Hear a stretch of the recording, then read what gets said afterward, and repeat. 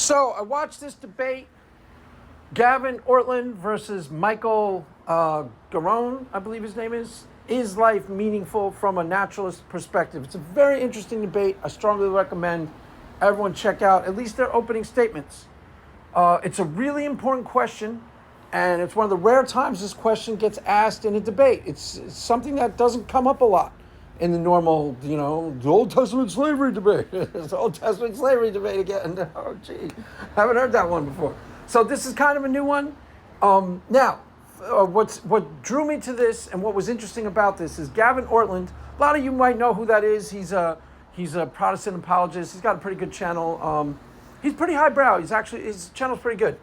He's been on Capturing Christianity a couple times, and he circulates around. But one of the things, when I first entered the space, he noticed something in this debate that I noticed when I first started doing this, and haven't really thought about it in a long time. Why? Because nobody else seemed to have noticed it. The original existentialists, the original atheists. Now, when I was in college, he brings them up here, and he brings them up and says that they actually bit the bullet. I'm talking about your highbrow intellectual atheists of old. Your Nietzsche, your Camus, your Jean-Paul Sartre. He references them here, and he says that those guys actually bit the bullet. They were atheists, and they did not shy away from the full implications of their atheism. So when asked if life is meaningful from a naturalistic perspective, can you find meaning as an atheist? They flat out would tell you no. And they go further than that. Theirs was a philosophy of despair, and they would have been the first people to tell you that. I'm talking mostly about Nietzsche, Camus, and Jean-Paul Sartre, a couple of the other existentialists. Now, a couple of fun facts about existentialism. If you attend college, when back in the day when I was at college, the only philosophers, we talk about a lot of different philosophy here in this space. People will talk about Kant, I've seen even Hegel come up. Obviously, Hume comes up all the time.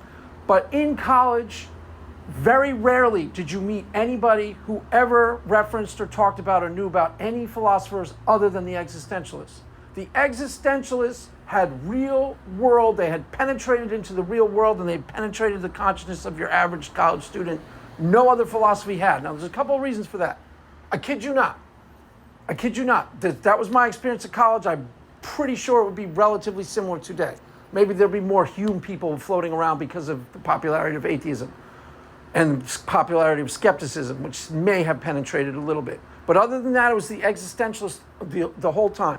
If you knew 100 people at college, every single one of them wrestled with the implications of existentialism, knew about existentialism, tried to read some of the existentialists. Maybe one or two of them, had the Critique of Pure Reason, tried to read Kant. Maybe one guy out of 100. Maybe one guy had Hegel's Phenomenology of the Spirit and was trying to tell you about it. That's it. Everybody else, though, for example, there was a book called The Stranger, Camus' The Stranger. Every single solitary college dorm I ever entered into, bar none, had a copy of that book. Now, that's not unusual. A lot of times it's on a reading list. So, for example, a lot of college dorms had Hobbes' Leviathan.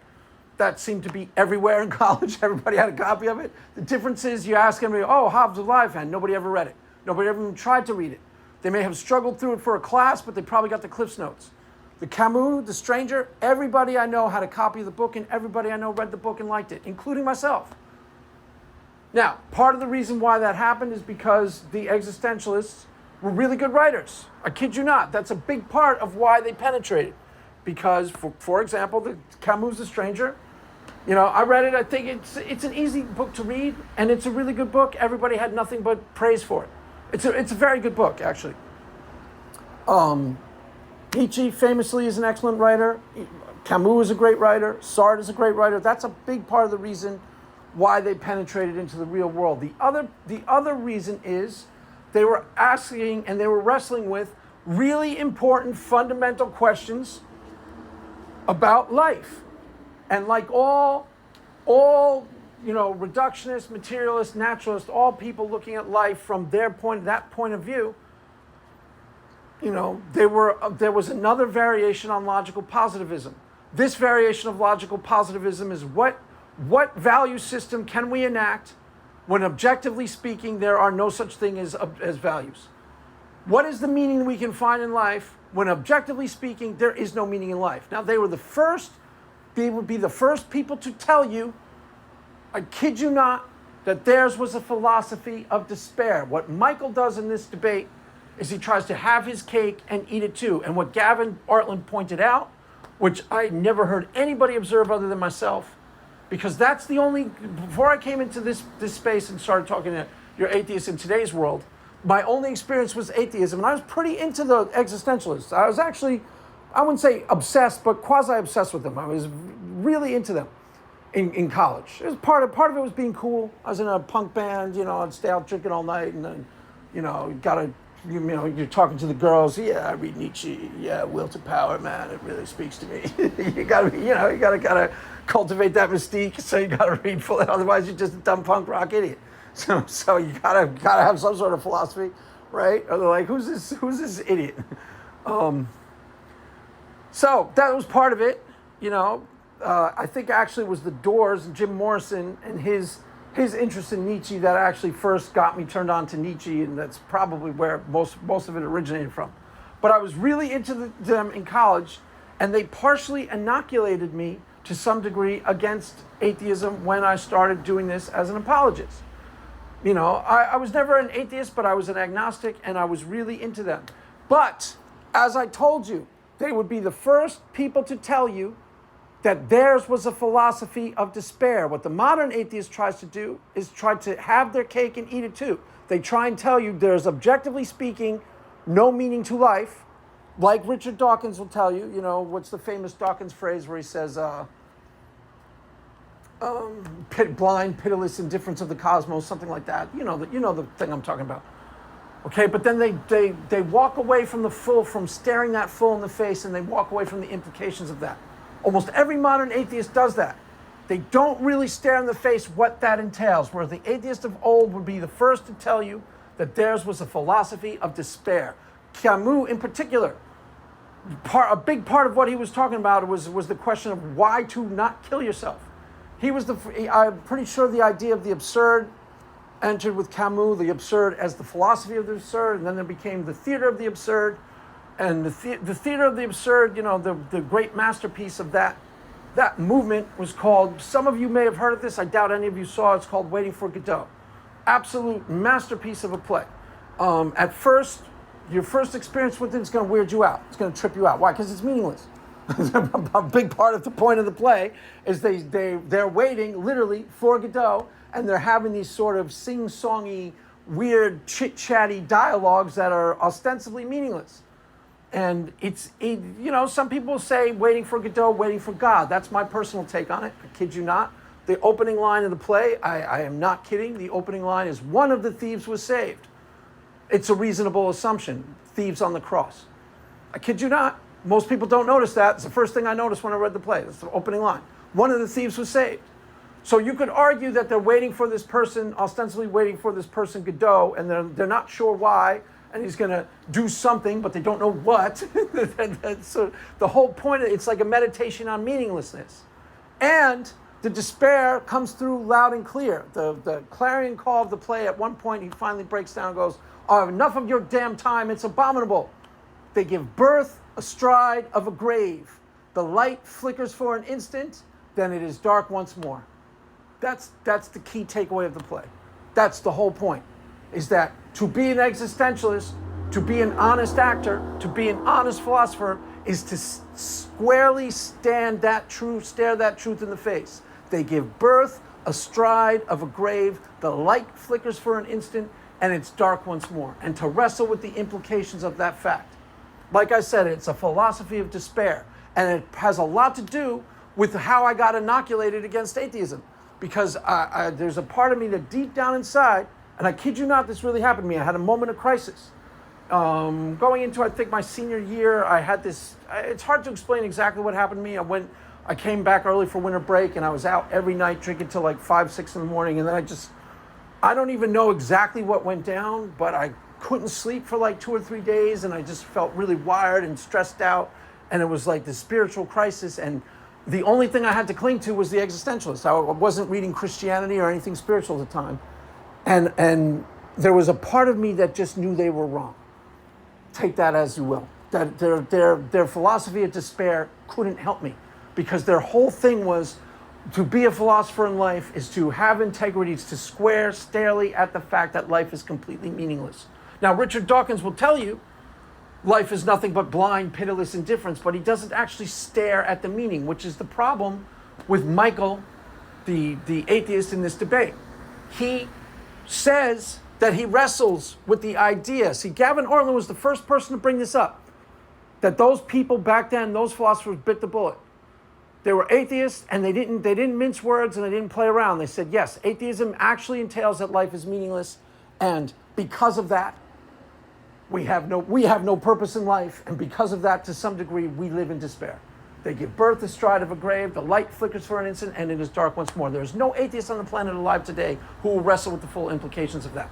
And they'll do exactly what Michael does in this debate. He tries to have his cake and eat it too. He tries to tell you, and realistically, he's correct to some degree.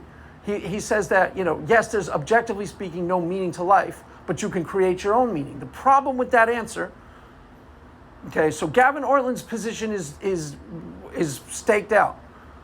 If naturalism is true, there's objectively speaking no meaning to life. You can go dive deep into the real atheist philosophers of old, the highbrow thinkers, the real thinkers of atheist philosophy, Nietzsche, Camus, Sartre. Fun fact, by the way, Sartre was the only existentialist who literally was comfortable with the term existentialism. Also, what gets referenced in this debate is the famous axiom from Sartre, which is existence precedes essence. Now, that is a conscious, deliberate choice of words inverting 2,000 years of Platonic realism. He's literally inverting the Platonic idea of the form. So the Platonic idea is you have the form of the good, the form of the cat, the essence of the cat. The idea instantiates in the ideal realm first before it manifests in the real world. Sartre consciously inverted that. You have something born into the world of physical properties, born of physical properties, and then it creates essence. And that's what Michael was trying to reconcile to atheism. And truthfully, if you look deep enough, you can't reconcile. Because a meaning that you create, that may work. And in the the sure sign in this is that Michael actually would talk about creating meaning. He would literally talk out of both sides of his mouth. Not because he was being dishonest, because he didn't notice that he was adopting theist worldviews unconsciously. So he would say, a meaning you create, you can find that meaning, which is not possible. In other words, if it's a meaning you create, it's not intrinsic. It's not something that can be found. Now, that's how a lot of atheists circle the square, because they don't really look deep enough. So, for example, now this is a little bit hard to understand because atheists have gotten so good at fudging the difference, just like Michael does. He fudges the difference and doesn't notice. I'm not saying he did it dishonestly. I'm saying he didn't even notice he did it. Talk about a meaning you create. The problem with the meaning you create is that it's not an actual meaning. There's a part of you, if you are honest with yourself, that is going to be constantly aware of that as something you did for yourself. Now, how we've always talked about meaning in our culture, and this is because, originally our culture was theist in origin, but it's also the only way that truly makes sense of meaning is something you discover. So people would say, I'm going off to the woods to find myself, to find what I'm supposed to be in life. It is a discovered meaning, which implies quite clearly intrinsic meaning, but also some form of divine order to the universe. You can't discover what you're supposed to be in life unless there's, I'm supposed to be this. Now, how most atheists circle the square, and if you're an atheist, take a look at this and notice if you're doing it, because 99 times out of 100, this is going to be exactly what you're doing. Very few of today's modern atheists bite the bullet and adopt a philosophy of despair like the existentialists of old. The existentialists of old said literally there's no meaning of life, and they didn't look to sugarcoat that. They tried to wrestle and live with the implications of that, and they told you straight up, this is a philosophy of despair. There's no meaning. They give birth astride of a grave. Life flickers for an instant, dark once more. Make of that what you will. You're on your own. That's it. That's how I knew it wasn't true. Why? Because in the period of crisis where I was like, don't even know what was really going on. I probably just had that one drug too many. I did X right before I went back to college. I was out drinking every single night. You know, something happens. There's that sort of lifestyle eventually catches up with you and makes you a little bit. So something happened. I couldn't sleep for 5 days, and I was having all this like crazy anxiety. And the only thing I had for comfort was the existentialist, and it didn't work. And a part of me knew that they were wrong. Knew deep down inside they were wrong. Why? Because it offered me nothing. It offered me nothing. It offered me nothing but despair. I wasn't suicidal at the time, but that could have easily, if I were suicidal, made me more suicidal. Because it is a philosophy of despair. And how today's modern atheist avoids that is they don't really wrestle with the implications, and they adopt a life of meaning and purpose that is intrinsic meaning and purpose, but don't notice that they do it. That's how they circle the square. Literally, I kid you not. Now, if you're an atheist, you can check this out for yourself. If you're an atheist who's a content creator, this isn't going to work. Why? Because that's your meaning and purpose in life. You know, just giving your middle finger to Christianity. That's my meaning, Craig. I understand that. Okay, so it's not going to work. But if you are an atheist and you happen to be like an accomplished professional of some sort, a doctor, a lawyer, something like a musician or something like that, ask yourself a key question, because usually the reason why most people go to careers like that is they feel compelled to do it. Something calls out to them. That's why we call it a calling. It's like something is calling out to you, you know. Make music, Craig. Paint pictures, Craig. You've got this inside of you that you need to give to the world. That's why they say genius does what it must.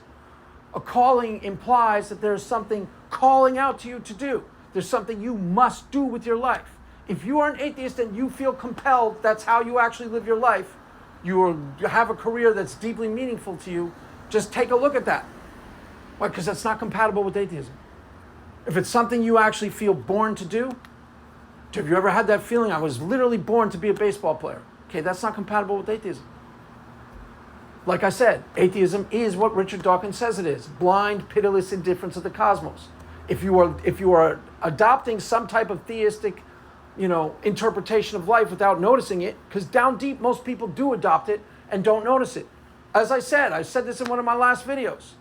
Even atheists usually think teleologically. So they meet a girl and they go, is this the one? Well, the one what? The one I'm supposed to marry. So they start a job and they start looking, is this the one? The one what? The thing I'm supposed to do with my life. If you are an atheist, there is no supposed to anything. You meet a girl who could be your life, good. It's wife, it's random. It's random, it's chance.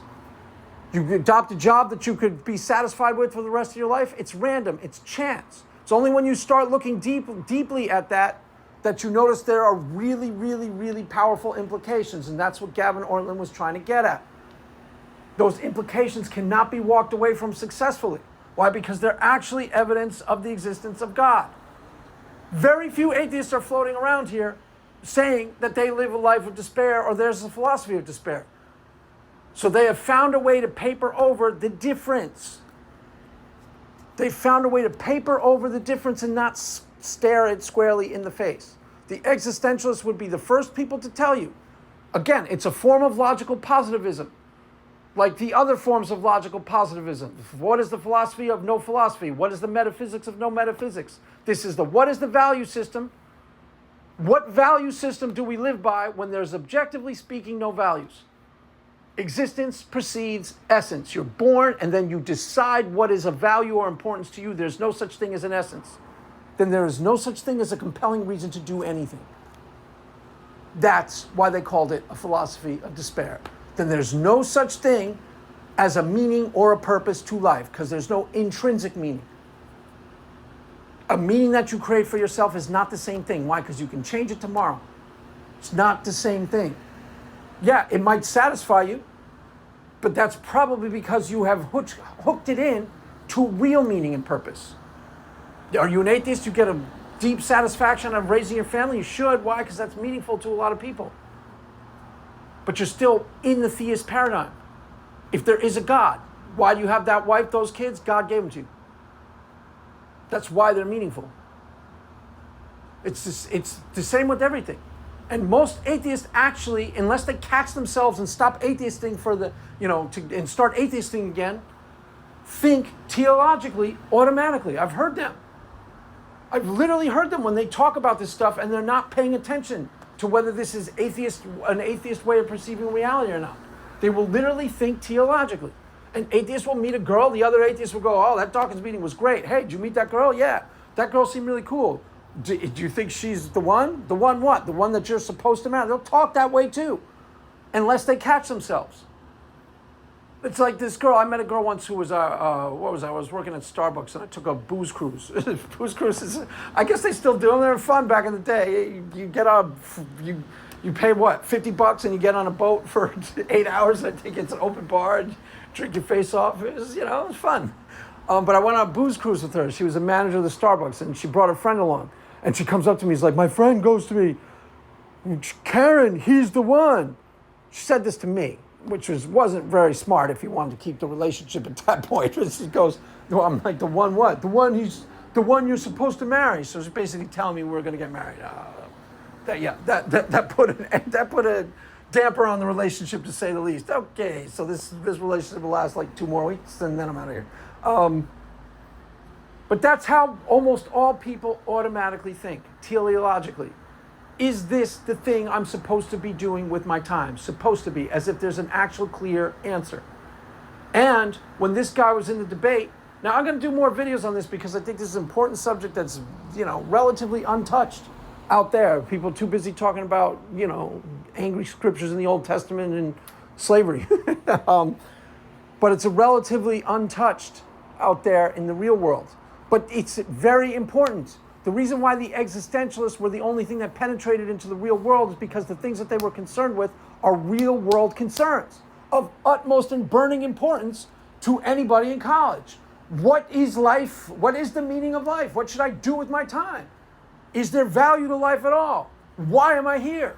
That's what the existentialists wrestled with. That's why people had them on their bookshelves. That's why people tried to grapple with them. Why? Because they knew they were talking about important stuff. And they were. And they were. That's why they were on the shelves. Yes, they were good writers. Hume is a good writer. Hume wasn't on anybody's shelf. He'll be on the skeptic's shelf. But when I say everybody, I mean everybody. I didn't know a single person in college who hadn't tried to read the existentialists. You could go to any bar, anywhere in college. Frat guy, meatheads, anyone.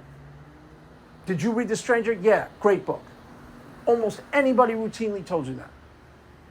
Why? Because they had a sense that this is important. This is about where we eat, sleep, live, and breathe. This is about what life is ultimately all about. And that's kind of what everybody, even the meatheads, knew that that's what college was about to some degree. You try to find yourself. You try to explore, You step outside your box and your comfort zones a little. If you're ever going to do that in your life at all, you do it a little bit at college. You might never do it again. You get out of college, you get your 9-to-5 job, you might never, ever do it again. But you do it a little in college, even the meatheads, even everybody does it to some degree or another in college. That's why everybody read the existentialists. Because they were on the page that is deeply important to everybody. What is the meaning of life? Is there value to being here? Is life something valuable and purposeful? And is there something I'm supposed to do with my time? Is there something calling to me? These are all fundamental questions of life, fundamental questions about reality. And the evidence for theism, and I'll go into this in other videos because I'm not sure if this is clearly staked out by how I presented in this video. The evidence for theism exists in the fact that most atheists don't actually bite the bullet and live and think as atheists. They adopt paradigms of reality unconsciously but deeply, and motivating principles unconsciously but deeply that are essentially theist in nature. And they'll try to tell you that there is a meaning to life, and they'll do the same thing, the same way that Michael says. They will say, there's a meaning I create, but then they'll talk about that meaning that they create as if it's a meaning they discovered. He did that a few times in the video. That's very illuminating. He literally would say, I create my own meaning. I find that's how I discover what's meaningful to me. That's not discovering. That's the difference. Our society is still theist enough in its origins to talk about meaning as a discovery. Remember, you go off to the woods to what? To find yourself, implying quite clearly there's a you out there to be found that you need to connect with, a you that you were supposed to be, a you that you were created to be. That's all theist-friendly ideas. Those are all basically theist ideas. And even atheists, to some degree or another, adopt those paradigms of reality when they're thinking along these lines. Why? Because you have to. That's why. Because you have to. If you don't, you wind up as an existentialist, a real existentialist. Yeah, there's no meaning to life, which means there's no meaning to me writing a book tomorrow. How do you even generate the wherewithal to write your play, Waiting for Godot, where the statement's going to be they give birth astride of a grave? Why don't you just write that statement on the bathroom wall and be done with it? Why bother writing the play? I'm sure somebody asked him that. And what was his answer? I don't know. He would have said something intelligent, though, like, I feel compelled to write the play, even though the play is essentially saying, there's no reason for this play. That was the paradox of the whole movement. That's the paradox of the whole movement. Ultimately, that paradox is something that needs to be resolved by each and every atheist, or you're not actually an atheist. You're not actually wrestling with the implications therein. You're adopting the philosophy, but you're not really wrestling. Joining Richard Dawkins. Richard Dawkins is where I first noticed that none of the modern atheists are the same as the atheists of old. Why? Because he doesn't wrestle with the implications. He pretends that they aren't there. Well, they're clearly there. If life has no meaning, that means something. That literally means that life has no meaning. A meaning you create for yourself is only papering over what? The meaninglessness of life. It should be cold comfort. Why? Because you know deep down inside it ain't solvent. It was cold comfort to the existentialists. Why? Because they wrestled deep. They looked deep and they looked penetrating. And, irony of ironies, that's how I knew they were wrong. Now, you could decide that I didn't know they were wrong, but that's how I knew they were wrong. Why? Because they offered me nothing in the time of crisis. They offered me nothing. And I just knew, deep down inside me. It's what the Eastern Orthodox call the nous. That was probably my first experience of the nous. It's like a spiritual knowing. I just knew deep down inside of me that this wasn't it. There was something profound and important and beautiful about life. And if the existentialists were right, there wasn't. That's not something I think I decided. That's something I actually occurred, that actually discovered in that moment of crisis. That's something I think I literally discovered. I don't think that's something I just decided in my heart. What Michael is trying to argue is you can just decide something and that's it. No. There's either meaning to life or there isn't. And if there isn't, the only philosophy worth adhering to, the only philosophy worth understanding is the philosophy of despair. Why? Because that's the only honest philosophy. That was the clarion call of the atheists or the existentialists. That's what they said and that's what they meant. Ours is the only philosophy. Why? Because it's the only honest look. And the only honest point of view is that if there is, objectively speaking, no meaning to life, then we adopt the philosophy of despair, and the only solace we have is that we do it with absolute integrity. I swear to God that was the message of the existentialists. I swear to God that was the bottom line point of view. And I swear to God I saw that in the time of deepest crisis, and I said, that's wrong. The time of deepest crisis, I said, that's wrong. I didn't have any other resources. Barely been to church. I don't think I'd even been to church in like 4 or 5 years. Wouldn't have even occurred to me to go to church at that point. Take more drugs, find a girl, listen to Pink Floyd. Yeah, all that occurred to me. Listen to The Clash a little more, Craig, drink some more. Yeah, all that occurred to me. Those were my answers back then. More questions, get into the question. But that's the answer that the existentialists offer. And that answer is not actually an answer. And deep down inside of me in the moment of crisis, I knew it was wrong. I just knew.